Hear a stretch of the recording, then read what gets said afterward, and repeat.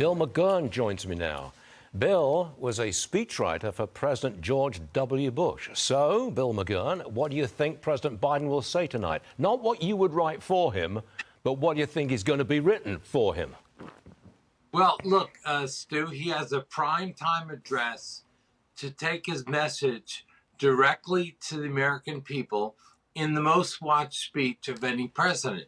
So what he's going to do is the first speech of his 2024 campaign. He's going to say things are great, that he's solving the problems of America. The economy is up. It's better than when he came in, what he's going to say, and lay out a positive agenda for himself. And he may call on the Republicans to join him in some parts. I doubt he's going to talk much about education or the border or crime. He'll try to stick with something that's positive for him, like the jobs numbers from last Friday and the low unemployment rate. He'll try very hard to be positive. Do you think he'll get a post-speech bump, as presidents sometimes do? I don't know. It's a difficult thing. You know, so much effort goes into the State of the Union. Every year, speechwriters say it's not going to be a laundry list. Every year it is a laundry list. It's the nature of the beast. Everyone in the government wants to get their program mentioned, even if it's for half a sentence.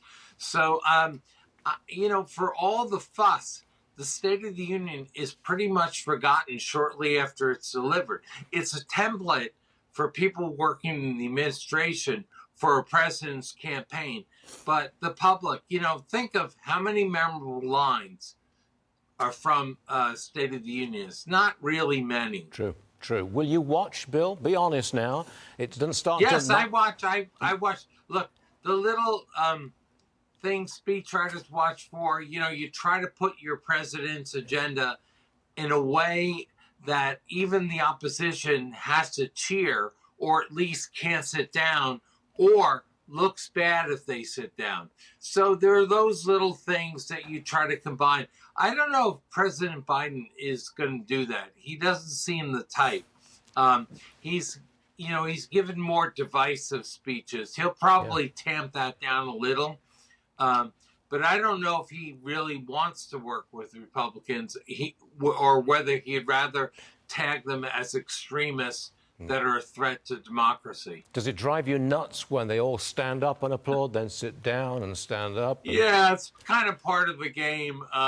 Look, it's very impressive when you go. It's in Congress, both houses of government, sometimes some of the Supreme Court. So all three branches of government there. A lot of atmospherics. Rarely does it live up to its billing. Well said. Bill McGurn, thanks for joining us, Bill. Thanks, I'll be asleep tonight. I'm sorry. That's just the way I am. There you go. Thanks so much, Bill. You get up earlier than I do, Stu. This is true. You're forgiven. Thank you very much.